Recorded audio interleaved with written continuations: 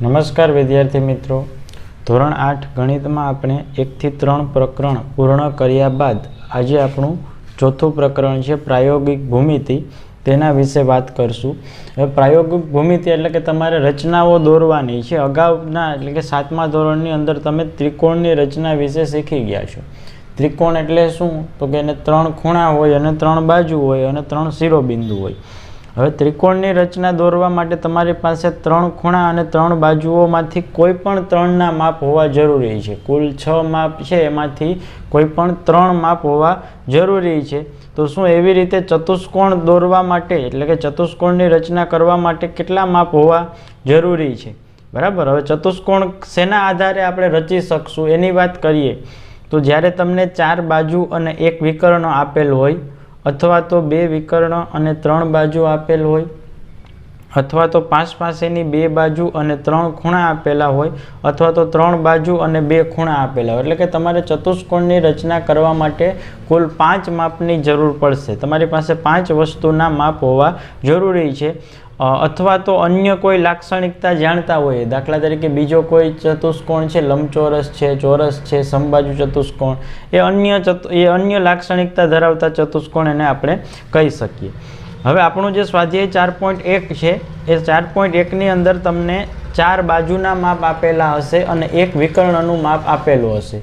તો આપણે જોઈએ સ્વાધ્યાય 4.1 પ્રશ્ન પહેલો.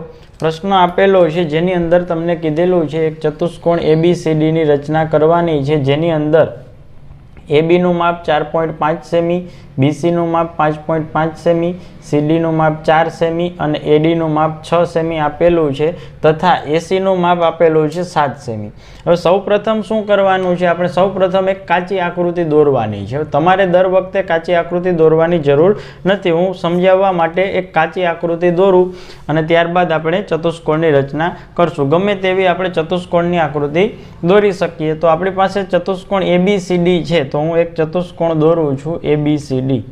બરાબર. આ રીતે કોઈ કાચી આકૃતિ આપણે દોરશું કે દાખલા તરીકે આ આપણો ચતુષ્કોણ ABCD હોય. હવે આને આપણે નામ આપી દઈએ. અહીં નામ આપશું A, B, C અને D. ABCD. હવે જેટલા માપ આપેલા છે દરેક માપ આપણે લખી લઈએ કે ABનું માપ કેટલું છે? 4.5 સેમી, તો અહીં લખશું 4.5. ત્યારબાદ BCનું માપ કેટલું છે? 5.5 સેમી, તો અહીં લખશું 5.5. ત્યારબાદ CDનું માપ કેટલું છે? 4 સેમી. ADનું માપ 6 સેમી અને એની સાથે સાથે આપણે વિકર્ણ AC આપેલો છે જેનું માપ 7 સેન્ટીમીટર છે. તો આ થશે આપણો વિકર્ણ, જેને હું તૂટક રેખા વડે દર્શાવું છું. વિકર્ણ ACનું માપ છે 7 સેમી. આ થઈ આપણી કાચી આકૃતિ. હવે આ કાચી આકૃતિ પરથી આપણે પાકી આકૃતિ તરફ આગળ વધશું. તમારે જે આકૃતિઓ છે દરેક પેન્સિલેથી દોરવાની છે. હું અહીં તમને વ્યવસ્થિત રીતે જોઈ શકું એટલા માટે હું બ્લેક પેનનો ઉપયોગ કરીને આકૃતિ દોરું છું, પણ તમારે પેન્સિલનો ઉપયોગ કરવાનો છે. હવે રચનાના મુદ્દાની વાત કરીએ તો મુદ્દા એટલે શું?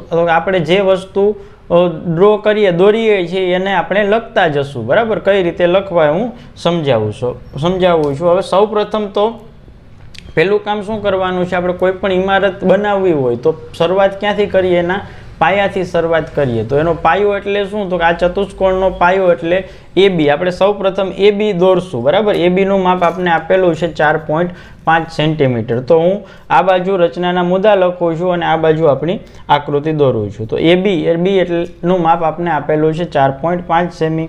તો ફૂટપટ્ટી વડે આ રીતે હું ફૂટપટ્ટીની અંદર 4.5 એટલે 4ની અને 5ની વચ્ચેનું માપ. 4.5 એટલે આ 0થી લઈને 4ની અને 5ની વચ્ચે. બરાબર. અહીં 4.5થી લઈને આ 0 સુધીનું માપ છે એ થશે આપણો રેખાખંડ AB.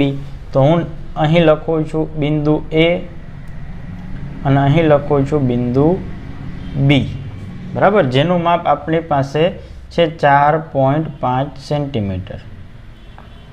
હવે મેં પહેલું કામ શું કર્યું? તો કે રેખાખંડ ABની રચના કરી. એટલા માટે હું લખીશ સૌ પ્રથમ સૌ પ્રથમ 4.5 સેમી, કેટલા સેન્ટીમીટર લંબાઈ હતી? 4.5 સેમી. એટલા માટે લખશું સૌ પ્રથમ 4.5 સેમી લંબાઈનો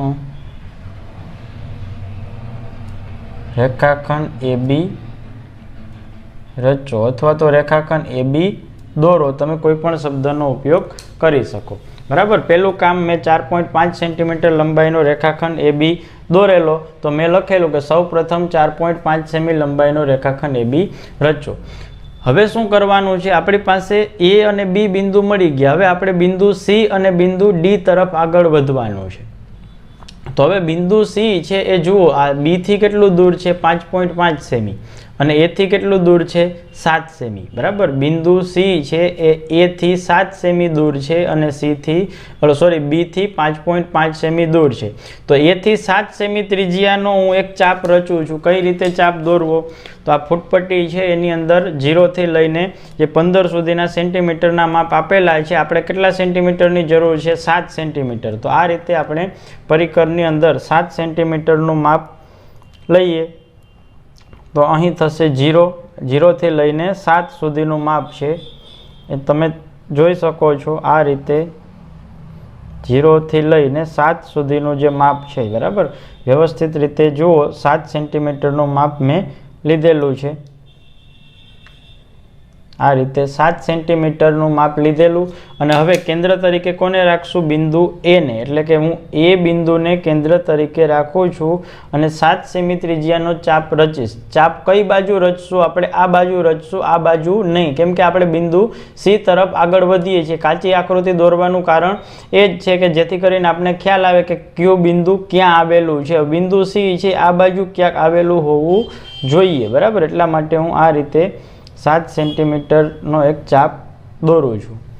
હવે મેં જે વસ્તુ ડ્રો કરી એ વસ્તુ હું લખું છું કે બિંદુ, કયું બિંદુ હતું? બિંદુ A. એટલા માટે આપણે લખશું બિંદુ A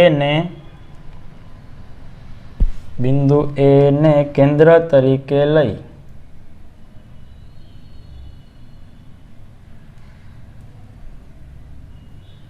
સાત સેમી ત્રિજ્યાનો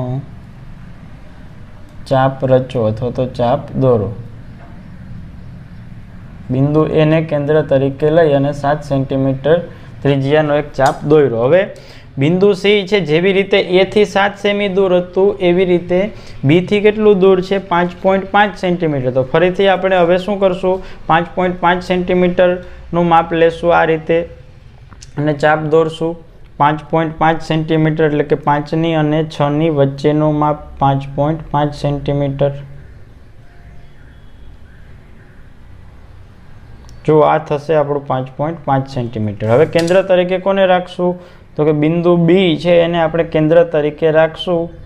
અને આ જે ચાપ મળતું તો આપણે બિંદુ A માંથી દોરેલ ચાપ એની ઉપર, એટલે કે એ બંને છેદે એ રીતે આપણે ચાપની રચના કરશું. અને બંને જ્યાં છેદે છે ત્યાં શું નામ આપશું? બિંદુ C. બરાબર. એટલા માટે હવે શું કર્યું તો કે બિંદુ B ને કેન્દ્ર તરીકે લઈ બિંદુ B ને કેન્દ્ર તરીકે લઈ કેટલા સેન્ટીમીટર? તો કે 5.5 સેમી ત્રિજ્યાનો ચાપ રચો. ચાપ દોરી લીધા પછી આપણે શું કર્યું? બંને જ્યાં છેદે ત્યાં આપણે C નામ આપ્યું. એટલા માટે આપણે લખશું તથા છેદ બિંદુને, અથવા તો આપણે એવું પણ લખી શકીએ કે બંને જ્યાં છેદે ત્યાં C નામ આપો, અથવા તો આપણે લખશું તથા છેદ બિંદુને C નામ આપો. આમ આપણે મળે છે બિંદુ C. હવે બિંદુ A, B અને C મળી ગયા પછી હવે બિંદુ D તરફ આગળ વધીએ. તો બિંદુ D છે એ થી કેટલું દૂર છે 6 સેન્ટીમીટર અને સી થી કેટલું દૂર છે 4 સેન્ટીમીટર. હવે તમને ખબર છે કઈ રીતે માપ લેવાનું છે. કોઈ પણ પહેલા બિંદુ સી થી પણ ચાપ દોરી શકશું, બિંદુ એ થી પણ ચાપ દોરી શકીએ, કોઈ પણ રીતે આપણે રચના કરી શકીએ. હવે જો હું બિંદુ એ થી ચાપની રચના કરતો હોઉં તો મારે કેટલું માપ રાખવું પડશે? તો કે 6 સેન્ટીમીટર. બરાબર. બિંદુ એ થી ચાપની રચના કરતા હોય તો આપણે 6 સેન્ટીમીટરનું માપ રાખશું. તો 0 થી લઈ અને 6 સેન્ટીમીટરનું માપ છે એ આપણે આ રીતે મળશે. કોને કેન્દ્ર તરીકે રાખશું? એ ને. હવે ચાપ છે એ કઈ બાજુ રચશું? આ બિંદુ સી છે એની વિરુદ્ધ બાજુએ, કેમ કે આ બાજુ આપણે બિંદુ સી તો આવી ગયેલું છે. હવે આપણે બિંદુ ડી મેળવીએ છીએ, એટલે કે આપણી આ બાજુ ક્યાંક બિંદુ આપણે ડી મળવું જોઈએ. બરાબર. એટલા માટે આ રીતે હું ચાપની રચના કરું છું. તો લખશું બિંદુ એ ને કેન્દ્ર તરીકે લઈ, બિંદુ એ ને કેન્દ્ર તરીકે લઈ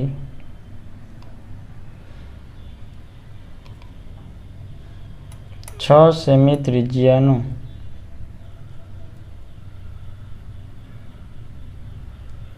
ચાપ રચો.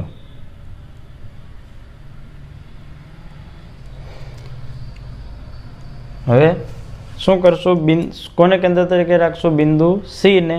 બરાબર. એટલા માટે આપણે આ રીતે કેટલું માપ લેવાનું છે? 4 સેન્ટીમીટર. તો અહીં 4 સેન્ટીમીટરનું માપ લેશું.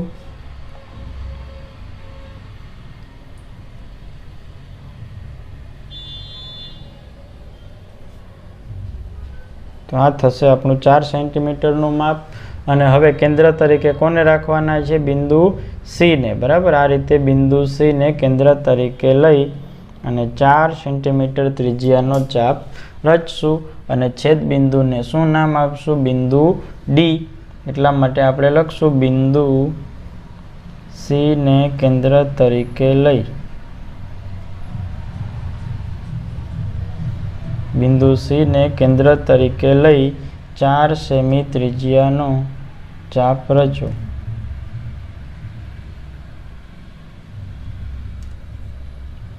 ચાપ રચો તથા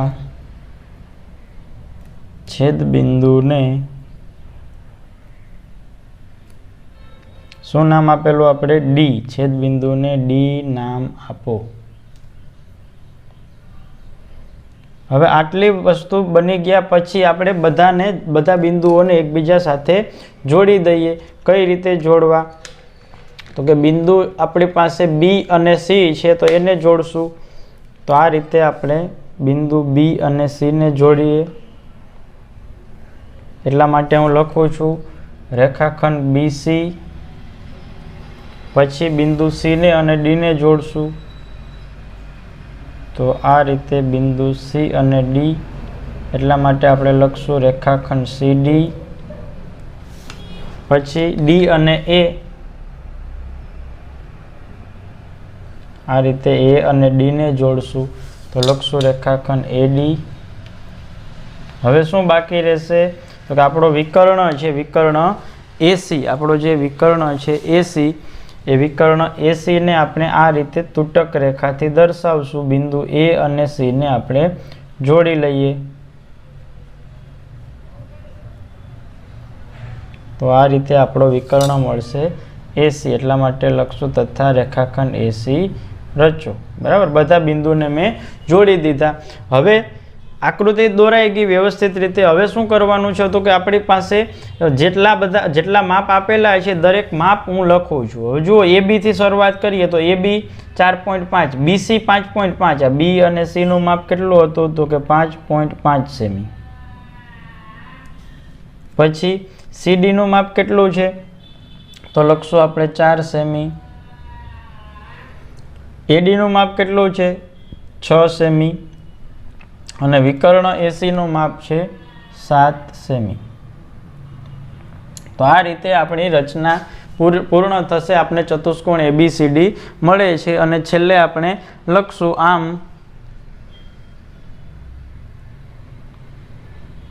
ચતુષ્કોણ ABCD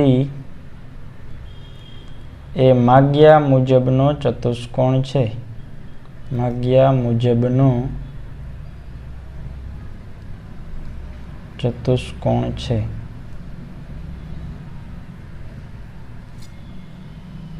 આ રીતે આપણો પ્રશ્ન 1 છે એ પૂર્ણ થશે.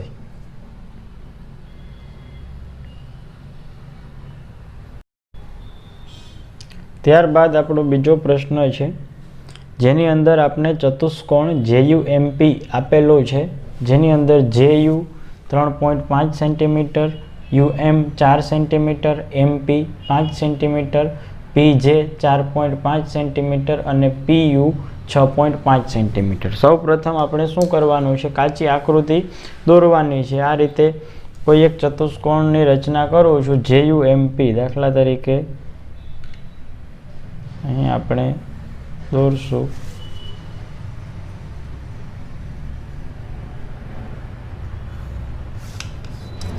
ગમે તેવા ચતુષ્કોણની આકૃતિ આપણે દોરી શકીએ. કોઈ પણ ચતુષ્કોણ છે એ આપણે નામ આપીએ અને JUMP. બરાબર, JUMP, JUM અને P.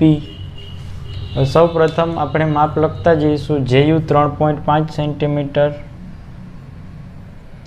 UM 4 સેન્ટીમીટર, MP એટલે અથવા તો PM 5 સેન્ટીમીટર, PJ 4.5 સેન્ટીમીટર અને PU છે એ શું છે, વિકર્ણ છે જેનું માપ આપણે આપેલું છે 6.5 સેન્ટીમીટર.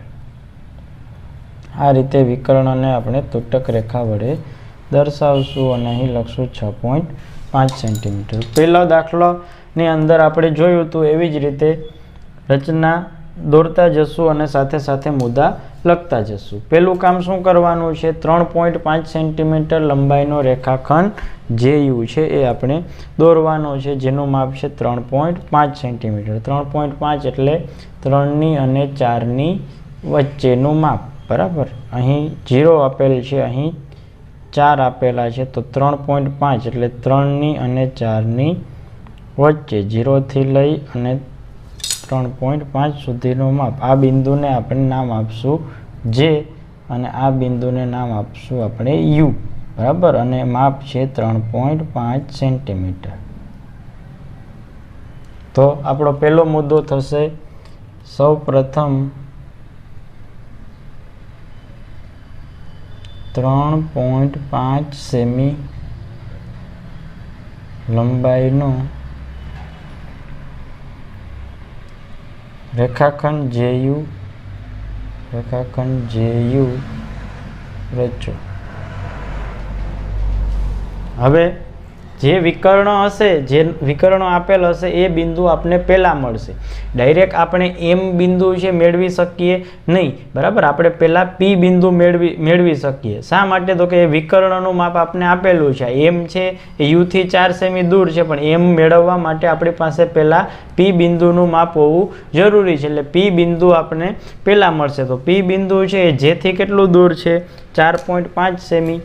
તો એટલા માટે હું 4.5 સેમી લંબાઈનો એક ચાપ દોરીશ જેનું માપ છે 4.5. 4.5 એટલે 4 અને 5 વચ્ચેનું માપ, એટલે આ થશે 4.5 સેન્ટીમીટર.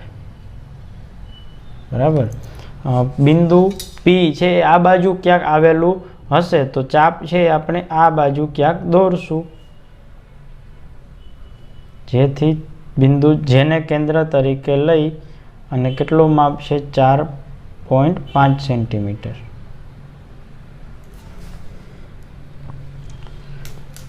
તો આપણે લખશું, શું લખવાનું છે, બિંદુ જેને કેન્દ્ર તરીકે લઈ, બિંદુ જેને કેન્દ્ર તરીકે લઈ બિંદુ જેને કેન્દ્ર તરીકે લઈ 4.5 સેમી ત્રિજ્યાનો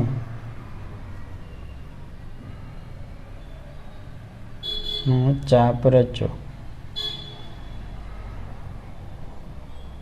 હવે કોને કેન્દ્ર તરીકે રાખશું? યુને કેન્દ્ર તરીકે લઈ અને કેટલા સેન્ટીમીટર? 6.5 સેન્ટીમીટર. બરાબર.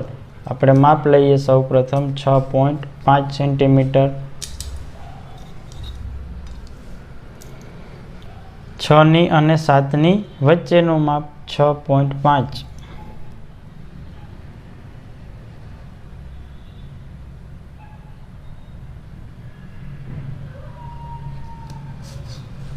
કેન્દ્ર તરીકે કોને રાખવાના છે? યુને. અને ચાપ છે એ અગાઉની ચાપને જ્યાં છેદે એ રીતે આપણે ચાપ દોરવાની છે. બરાબર. અગાઉની ચાપને છેદે એ રીતે ચાપ દોરશું અને છેદ બિંદુને શું નામ આપશું? પી. બરાબર. એટલા માટે હવે આપણે લખશું બિંદુ યુને કેન્દ્ર તરીકે લઈ 6.5 સેમી ત્રિજ્યાનો ચાપ રચો.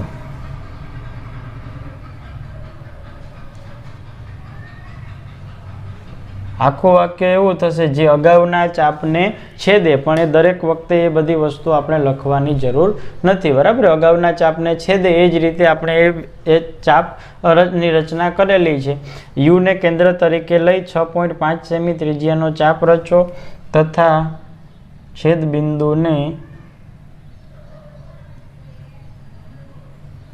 બિંદુને પી નામ આપો. શું નામ આપેલું આપણે? પી. બરાબર. છેદ બિંદુને પી નામ આપો. આપણે બિંદુ પી મળી ગયા પછી આપણે બિંદુ એમ તરફ આગળ વધીએ તો બિંદુ એમ છે એ યુથી કેટલું દૂર છે? 4 સેન્ટીમીટર. તો આપણે 4 સેન્ટીમીટર લંબાઈનો ચાપ રચશું.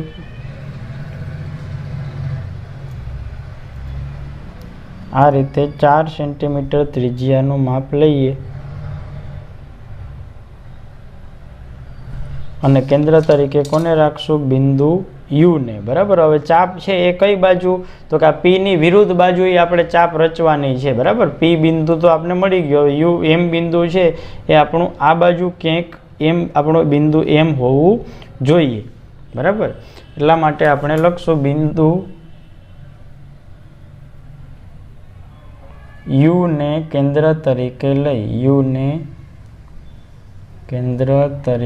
લઈ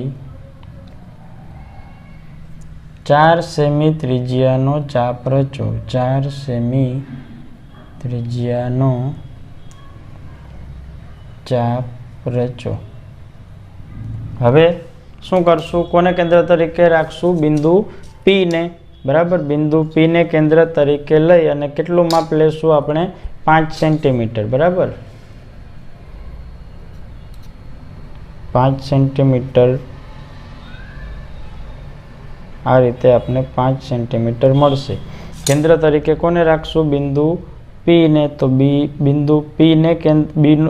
બિંદુ પી છે એ અહીં આપને મળતું હતું તો એને આપણે કેન્દ્ર તરીકે લઈ અને 5 સેન્ટીમીટરનો આપણે ચાપ દોરશું. બરાબર. આ રીતે આપણે 5 સેન્ટીમીટરનો ચાપ મળશે અને બંને જ્યાં છેદે ત્યાં શું નામ આપશું આપણે? બિંદુ એમ. બરાબર. આપણે મુદ્દાની અંદર લખશું બિંદુ પી ને કેન્દ્ર તરીકે લઈ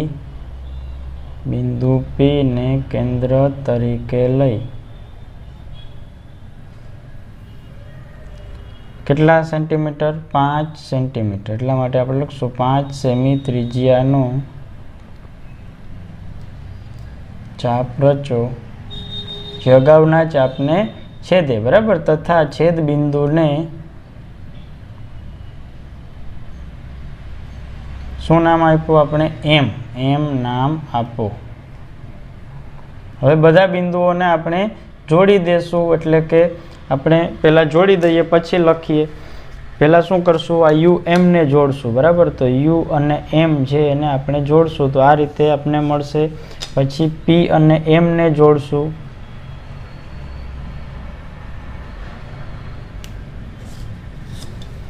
પછી પી અને જેને આપણે જોડશું. તો આપણે આ રીતનો ચતુષ્કોણ મળે. બરાબર. અને વિકર્ણ આપણું છે પી યુ. બરાબર. જેને આપણે તૂટક રેખાથી દર્શાવશું.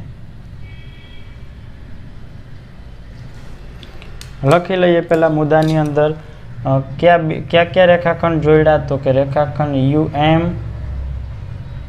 પછી MP એટલે કે રેખાખંડ MP, પછી રેખાખંડ PJ અને વિકર્ણ, કયું વિકર્ણ હતું, PU, બરાબર. આ રીતે આપણે રેખાખંડને જોડી લીધા. આમ ચતુષ્કોણ JUMP એ માગ્યા મુજબનો ચતુષ્કોણ છે, પરંતુ એક વસ્તુ હજુ બાકી છે. શું બાકી છે, તો કે દરેક રેખાખંડના માપ લખવાના બાકી છે. આ UM થશે 4 સેમી, PM થશે 5 સેમી,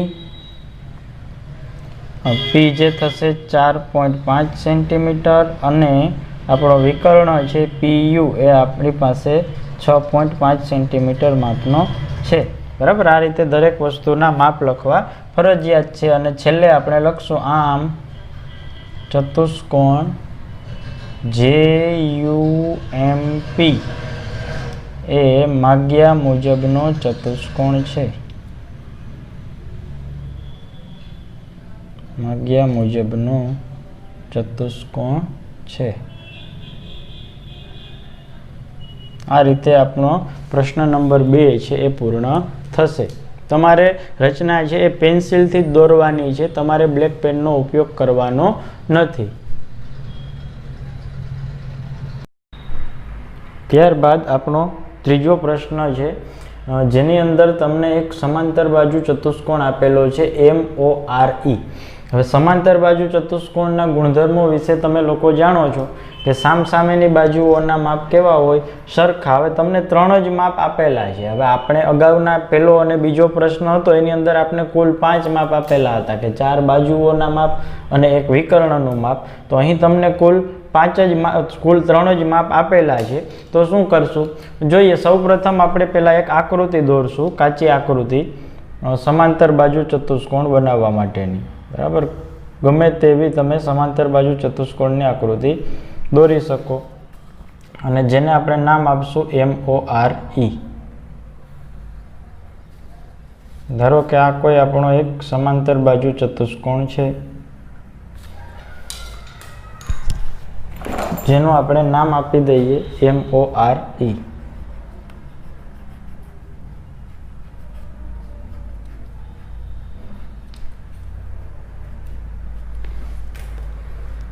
બરાબર. આ રીતે આપણું સમાંતર બાજુ ચતુષ્કોણ છે MORE. હવે જે માપ આપણે આપેલા છે એ આપણે લખીએ. સૌપ્રથમ OR નું માપ આપણી પાસે આપેલું છે 6 સેન્ટીમીટર, RE નું માપ આપેલું છે 4.5 સેન્ટીમીટર અને EO એટલે કે જે વિકર્ણ છે એનું માપ આપેલું છે 7.5 સેન્ટીમીટર. અહીં લખશું 7.5. હવે આપેલો ચતુષ્કોણ છે એ કેવો ચતુષ્કોણ છે, સમાંતર બાજુ ચતુષ્કોણ છે. એટલા માટે હું લખું છું અહીં ચતુષ્કોણ MORE એ સમાંતર બાજુ ચતુષ્કોણ છે.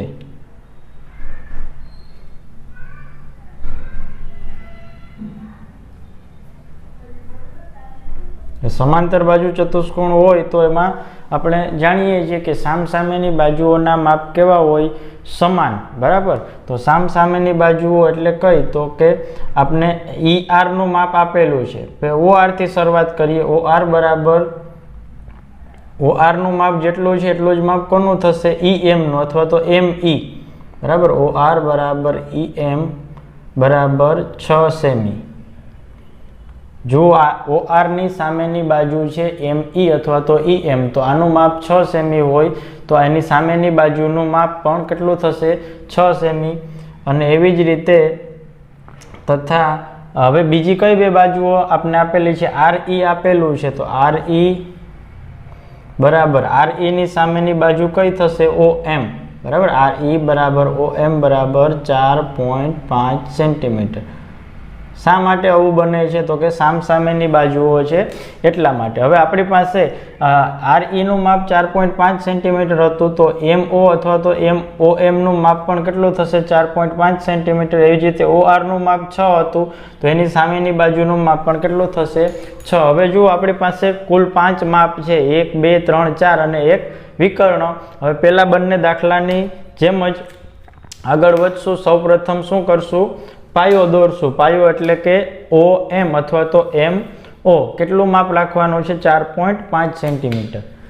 બરાબર, એટલા માટે ફૂટપટ્ટી વડે આપણે 4.5 સેન્ટીમીટરનું માપ લઈ 4.5 એટલે 4ની અને 5ની વચ્ચેનું માપ. બરાબર, 0 થી લઈને 4.5 એટલે કે અહીં 0 થી લઈને 4.5, જેને આપણે નામ આપી દઈશું. આ બિંદુને નામ આપશું M અને આ બિંદુને નામ આપશું O.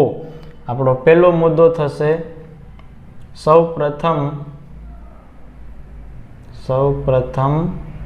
4.5 સેન્ટીમીટર લંબાઈનો 4.5 સેમી. એટલા માટે લખશું સૌપ્રથમ 4.5 સેમી લંબાઈનો રેખાખંડ MO અથવા તો રેખાખંડ OM રચો. હવે રેખાખંડ આપણે મળી ગયા પછી હવે આપણે કઈ બાજુ કઈ તરફ આગળ વધવાનું છે? આપણે પહેલા બિંદુ R મળશે કે બિંદુ E મળશે? મેં તમને બીજા પ્રશ્નની અંદર સમજાવેલું કે વિકર્ણ જે આપેલો છે એ બિંદુ આપને પહેલા મળશે. તો વિકર્ણ વાળું બિંદુ એટલે બિંદુ E. બરાબર, તો જુઓ બિંદુ E છે, M થી કેટલું દૂર છે? 6 સેમી. અને O થી કેટલું દૂર છે? 7.5 સેમી. તો 6 સેમીનું માપ લેશું આપણે અને કેન્દ્ર તરીકે M ને રાખશું. બરાબર, ફૂટપટ્ટી વડે આપણે 6 સેન્ટીમીટરનું માપ લઈએ. બરાબર, આ રીતે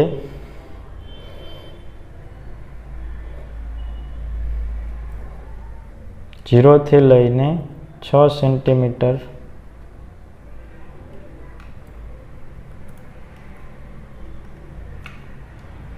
જો આ 6 સેન્ટીમીટરનું માપ આપણે મળે છે. કેન્દ્ર તરીકે કોને રાખશું? M ને. બરાબર, અને કઈ બાજુ ચાપ? આ E બિંદુ જ્યાં છે એ દિશામાં એ તરફ આપણે ચાપ દોરશું. બરાબર, 6 સેન્ટીમીટરનું માપ લઈ અને આ રીતે આપણે ચાપ દોરીએ. તો આપણે મુદ્દાની અંદર લખશું બિંદુ M ને કેન્દ્ર તરીકે લઈ બિંદુ M ને કેન્દ્ર તરીકે લઈ 6 સેમી ત્રિજ્યાનો ચાપ રચો. 6 સેમી ત્રિજ્યાનો ચાપ રચો. હવે બિંદુ E છે, જેવી રીતે M થી 6 સેમી દૂર છે એવી જ રીતે O થી કેટલું દૂર છે? 7.5 સેન્ટીમીટર. તો ફરીથી આપણે શું કરશું? હવે O ને કેન્દ્ર તરીકે લઈ અને 7.5 સેન્ટીમીટર ત્રિજ્યાનો આપણે ચાપ દોરશું. 7.5 એટલે 7ની અને 8ની વચ્ચેનું માપ. બરાબર, 7.5 આ રીતે આપણે 7.5 સેમીનું માપ છે એ મળશે. હવે કેન્દ્ર તરીકે કોને રાખશું? O ને. અને કઈ બાજુ ચાપ દોરવાની છે? અગાઉના ચાપને છેદે એ રીતે આપણે ચાપ દોરવાની છે. બરાબર, આ રીતે આપણે ચાપ દોરશું અને બંને જ્યાં છેદે ત્યાં શું નામ આપવાનું છે? E. બરાબર, મુદ્દાની અંદર આપણે લખશું બિંદુ, કયા બિંદુને કેન્દ્ર તરીકે રાખ્યું? O. બિંદુ O ને કેન્દ્ર તરીકે લઈ બિંદુ O ને કેન્દ્ર તરીકે લઈ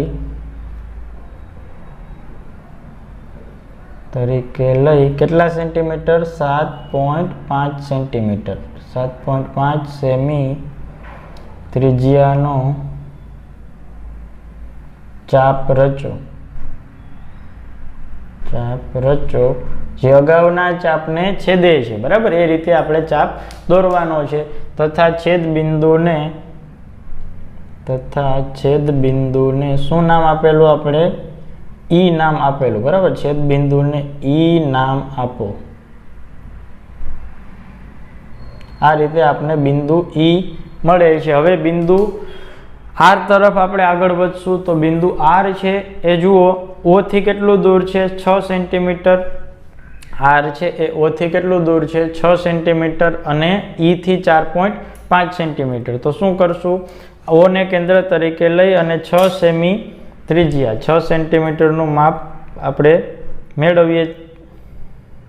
0 થી લઈને 6 સુધીનું માપ, બરાબર. આ રીતે આપણે 6 સેન્ટીમીટર મળે છે. હવે કેન્દ્ર તરીકે કોને રાખશું, ઓ ને. અને આ બિંદુ ઈ મળે છે એની વિરુદ્ધ બાજુએ, આ બાજુ આપણે ચાપ છે એ આપણું બિંદુ આર છે આ બાજુ ક્યાંક મળતું હોવું જોઈએ, બરાબર. કેન્દ્ર તરીકે કોને રાખેલું આપણે, ઓ ને. એટલા માટે આપણે લખશું બિંદુ ઓ ને કેન્દ્ર તરીકે લઈ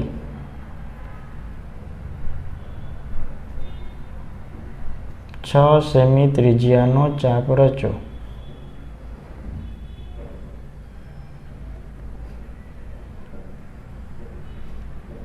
હવે ઈ ને કેન્દ્ર તરીકે લઈને 4.5 સેમી ત્રિજ્યા, કેન્દ્ર તરીકે કોને રાખશું, ઈ ને. 4.5 એટલે 4 અને 5 વચ્ચેનું માપ, બરાબર. આ રીતે 4.5 સેન્ટીમીટરનું માપ આપને મળશે. કેન્દ્ર તરીકે ઈ, બરાબર. બિંદુ ઈ ને કેન્દ્ર તરીકે લઈ આ થશે 4.5 સેમી અને બંને જ્યાં છેદે છે ત્યાં શું નામ આપશું, બિંદુ આર, બરાબર. મુદ્દાની અંદર આપણે લખશું બિંદુ ઓ ને બિંદુ ઈ ને કેન્દ્ર તરીકે લઈ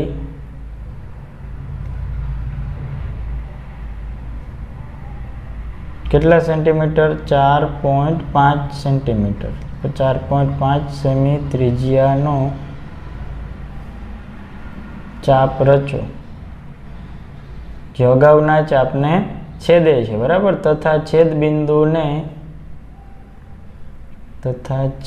બિંદુને શું નામ આપેલું આપણે, આર. છેદ બિંદુને આર નામ આપો. આ રીતે આપણે બિંદુ આર મળે છે. હવે શું કરવાનું છે, બધા બિંદુઓને જોડી દઈએ. તો શું કરશું, ઓ આર ને જોડશું તો શું લખશું, રેખાખંડ ઓ આર, પછી રેખાખંડ આર ઈ અથવા તો ઈ આર અથવા તો ઈ આર પણ લખી શકો, પછી ઈ એમ અથવા તો એમ ઈ, તથા હજુ શું બાકી રહેશે, આ વિકર્ણ એટલે કે ઈ ઓ, બરાબર. ઓ ઈ અથવા તો ઈ ઓ રચો. હવે મેં મુદ્દો પહેલાં લખી નાખ્યો, હવે આપણે બિંદુને જોડી દઈએ, બરાબર. કેમ કે હવે તમે લોકો જાણો છો એટલા માટે મેં પહેલાં મુદ્દો લખી નાખ્યો ને હવે હું બધા બિંદુઓને જોડું છું. તો આ રીતે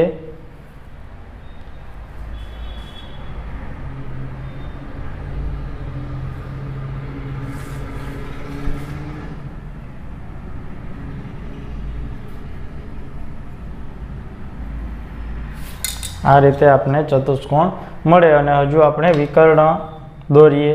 વિકર્ણ છે ઓ ઈ અથવા તો ઈ ઓ, જેને આપણે તૂટક રેખા વડે દર્શાવીએ. અને ત્યારબાદ આપણે બધાના જે માપ આપેલા છે એ માપ આપણે લખી નાખીએ. 4.5 સેમી, પછી અહીં લખશું 6 સેમી, અહીં 4.5 સેમી, ત્યારબાદ અહીં લખશું 6 સેમી અને વિકર્ણનું માપ આપણે આપેલું હતું 7.5 સેન્ટીમીટર. અને છેલ્લે આપણે લખશું આમ ચતુષ્કોણ. કયો ચતુષ્કોણ છે તો કે MORE. MORE એ માગ્યા મુજબનો ચતુષ્કોણ છે. માગ્યા મુજબનો ચતુષ્કોણ છે.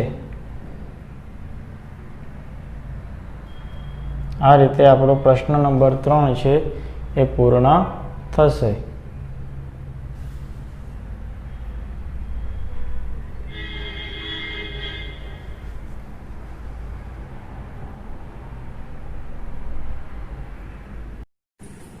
ત્યારબાદ આપણો ચોથો પ્રશ્ન છે જેની અંદર તમને સમબાજુ ચતુષ્કોણ આપેલો છે, સમબાજુ ચતુષ્કોણ BEST, જેની અંદર બે માપ તમને આપેલા છે. હવે તમે સૌ જાણો છો તેમ સમબાજુ ચતુષ્કોણ એટલે કે જેની ચારે ચાર બાજુઓના માપ કેવા હશે? સરખા. બરાબર, આપણે કોઈ પણ એક સમબાજુ ચતુષ્કોણ દોરીએ જેની અંદર ચારે ચાર બાજુઓ હોય છે, એના માપ કેવા હોય? સરખા હોય. તો એક બાજુનું માપ આપેલું હોય તો એક બાજુના માપ પરથી તમે ચારે ચાર બાજુઓ છે એના માપ જાણી શકો. બરાબર, ધારો કે આ કોઈ એક આપણો સમબાજુ ચતુષ્કોણ છે, હું કાચી આકૃતિ દોરું છું, એમાં કોઈ મેં માપ લીધેલા નથી. બરાબર, ફક્ત સમજવા માટે મેં આકૃતિ દોરેલી છે. ધારો કે આ કોઈ એક સમબાજુ ચતુષ્કોણ છે જેને આપણે નામ આપી દઈએ. શું નામ આપેલું છે? BEST. બરાબર, BES અને T. જે માપ આપેલા છે, BE નું માપ આપણે આપેલું છે, BE નું માપ છે 4.5 સેન્ટીમીટર. બરાબર, BE નું માપ છે જે આપણે આપેલું છે 4.5. એવી જ રીતે ET એટલે જે આ વિકર્ણ આપેલો છે એ વિકર્ણનું માપ આપણે આપેલું છે 6 સેમી. હવે આપણે સમાંતર બાજુ ચતુષ્કોણની અંદર જે રીતે લખેલું એવી જ રીતે આપણે આની અંદર પણ લખશું કે ચતુષ્કોણ BEST, અહીં ચતુષ્કોણ BEST સમબાજુ ચતુષ્કોણ છે.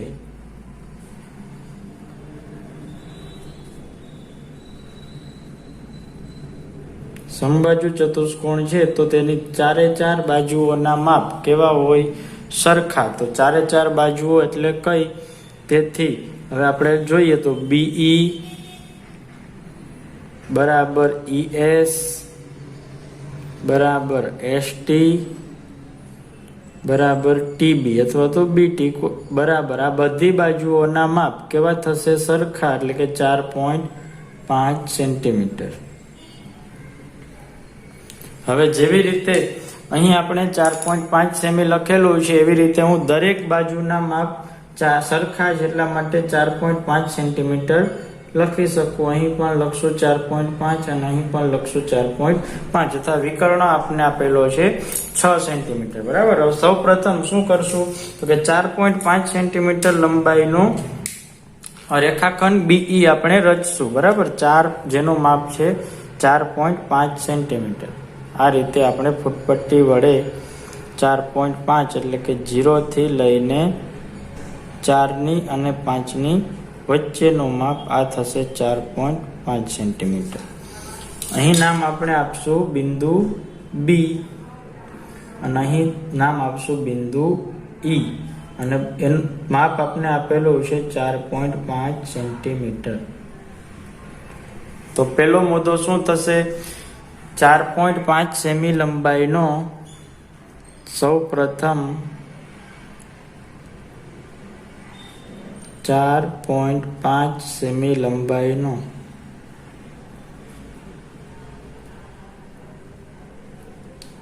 રેખાખંડ BE રચો. રેખાખંડ BE મળી ગયા પછી આપણે વિકર્ણ તરફ આગળ વધશું. વિકર્ણ એટલે ET. બરાબર, તો T નું માપ કેટલું છે? 4.5 સેમી. T નું માપ છે B થી કેટલું છે? 4.5 સેમી અને E થી કેટલું છે? 6 સેમી. તો હું 6 સેન્ટીમીટર નું માપ લઈ અને ચાપ રચું છું. કેન્દ્ર તરીકે કોને રાખશું? E ને. તો 6 સેન્ટીમીટર નું માપ આપણે આ રીતે મળે છે. જુઓ, 6 સેન્ટીમીટર.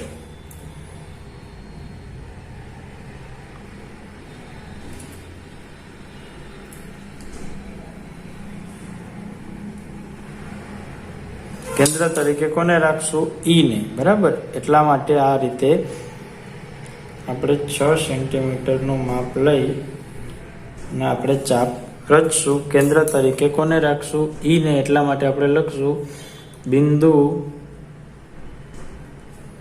E ને કેન્દ્ર તરીકે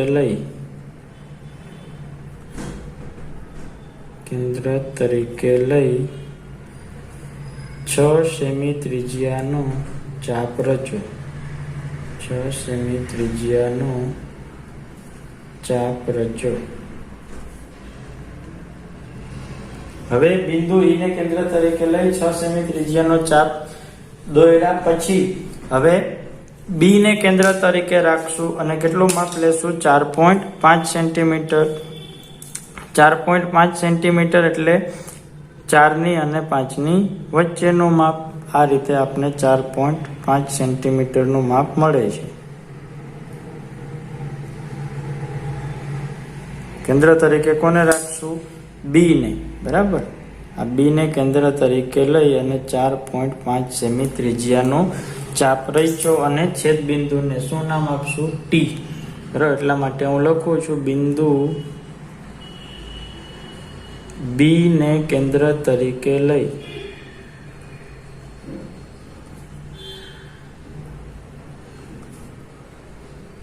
4.5 સેમી ત્રિજ્યાનો ચાપ રચ્યો.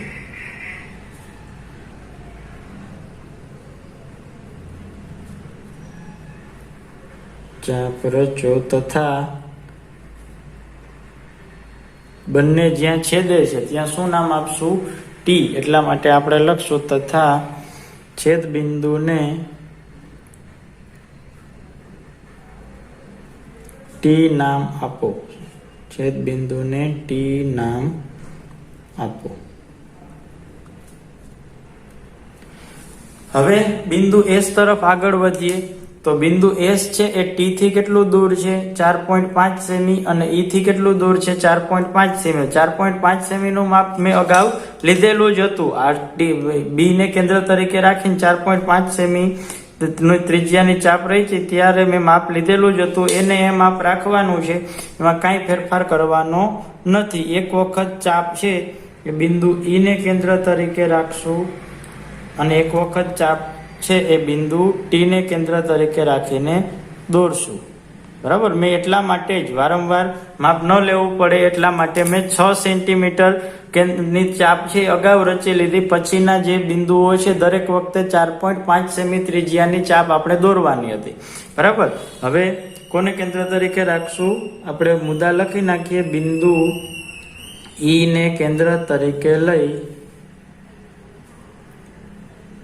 કોઈ પણ મુદ્દો છે આ તમે પેલા ટી બિંદુ વાળી ચાપ પણ અગાઉ દોરી શકો અને એનો મુદ્દો પણ લખી શકો. ઈ બિંદુ વાળો મુદ્દો પણ લખી શકો. બિંદુ ઈ ને કેન્દ્ર તરીકે લઈ 4.5 સેમી ત્રિજ્યાનો ચાપ રચો. ત્રિજ્યાનો ચાપ રચો. ત્યારબાદ બિંદુ ટી ને કેન્દ્ર તરીકે લઈ બિંદુ ટી ને કેન્દ્ર તરીકે લઈ એટલું જ માપ એટલે કે 4.5 સેમી ત્રિજ્યાનો ચાપ રચો જે અગાઉના ચાપને છેદે. બરાબર. તથા છેદ બિંદુને શું નામ આપશું? છેદ બિંદુને એસ નામ આપો. તો અહીં આપણું છેદ બિંદુ એટલે કે એસ. હવે શું કરવાનું છે? બધા રેખાખંડો છે એને આપણે જોડી લઈએ. જોઈએ ઈ અને એસ ને જોડશું તો આ રીતે ઈ એસ છે એટલા માટે હું લખીશ રેખાખંડ ઈ એસ પછી એસ ટી. બરાબર. એસ ટી ને આ રીતે આપણે જોડશું તો રેખાખંડ એસ ટી પછી ટી બી અથવા તો બીટી. બરાબર.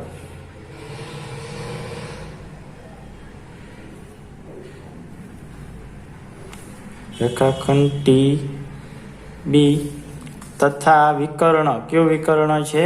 ઈ ટી. બરાબર. તથા રેખાખંડ ઈ ટી રચો. આપણે વિકર્ણ પણ દોરી લઈએ જેને આપણે તૂટક રેખા વડે દર્શાવીએ છીએ.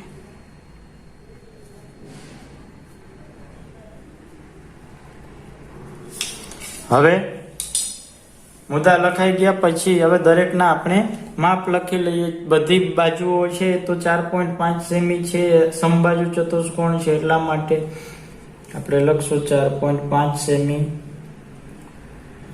અહીં પણ 4.5 સેમી અને વિકર્ણનું માપ છે 6 સેમી. આમ ચતુષ્કોણ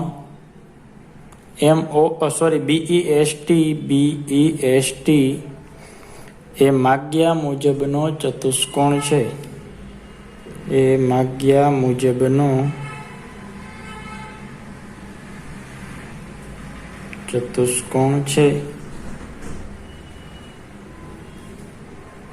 આ રીતે આપણું સ્વાધ્યાય 4.1 છે એ પૂર્ણ થશે અને તમારે દરેક રચના છે એ પેન્સિલેથી જ લખવાની છે. મુદ્દા લખવામાં બોલપેનનો ઉપયોગ કરવાનો છે, પણ રચનાની જે આકૃતિ દોરવામાં તમારે બોલપેનનો ઉપયોગ કરવાનો નથી. હું પેન્સિલ વડે દોરું તો એ આકૃતિને તમે સ્પષ્ટ રીતે ન જોઈ શકો, એટલા માટે હું દરેક આકૃતિ છે એને બ્લેક પેનના ઉપયોગથી ડ્રો કરું છું. તમારે ફરજિયાતપણે પેન્સિલથી જ આકૃતિ દોરવાની છે.